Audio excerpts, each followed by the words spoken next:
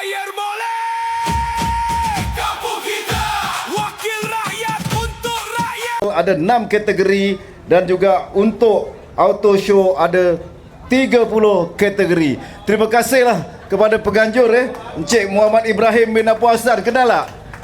Ini nama betul dia. Nama betul tak kenal? Nama tak betul dia Pak Ayam. Jadi terima kasih juga kepada rakan-rakan yang menyertai ini secara berpasukan ataupun tim iaitu tim daripada Angel BCR, tim daripada MRT, tim daripada Setia 66, tim daripada Roma CX3 Club dan juga daripada Noleng Motorsport Club. Alhamdulillah. Terima kasih kerana dapat hadir meraihkan, meramaikan kan, mempamerkan motor-motor tuan-tuan dan puan-puan untuk tatapan orang-orang lain yang tak ada motor yang serupa begini. Jadi saya sangat menghargai dua perkara. Satu perkara saya menghargai akan kehadiran adik-adik semua peserta-peserta dalam membuat perlumbaan secara dyno. Ini merupakan satu cara dan kaedah yang mana adalah merupakan satu perlumbaan yang selamat, bukan secara perlumbaan secara lumba haram.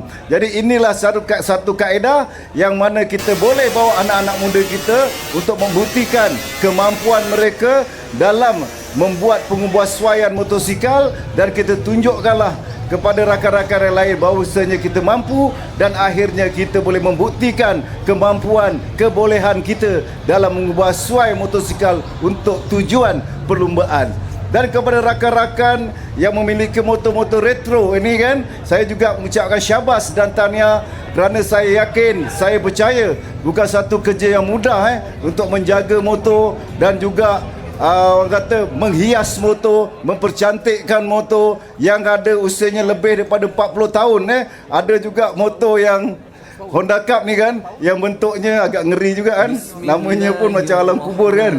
Tapi ini adalah satu kesenian kan, kesenian yang tuan-tuan tunjukkan kepada orang lain bagaimana kita menjaga motor. Jadi motor ada berbagai-bagai kategori, ada pelbagai-bagai jenis kan. Jadi hari ini kita dapat menyaksikanlah motor-motor retro ni yang berusia ada yang 20 tahun, 30 tahun, 40 tahun, ada juga mungkin dah lebih 50 tahun kan. Dan harganya juga dah bukan murah lagi, betul tak? Kalau RS tu yang terhias macam Cik Rasul punya tu, yang terjaga rapi original, saya pun dah tak tahu berapa harga dia tu. 15,000 dapat tak Zul? Tak dapat saya Zul tak dapat. Entah 20,000, entah 30,000. Ini juga satu cara kaedah tuan-tuan dan puan-puan menyimpan duit.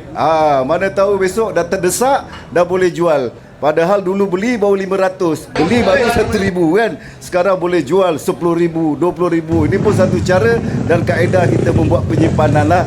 Selain daripada memenuhi minat, kita juga membuat saving. Saving untuk masa depan kita sekiranya kita dalam keadaan memerlukan atau dalam keadaan.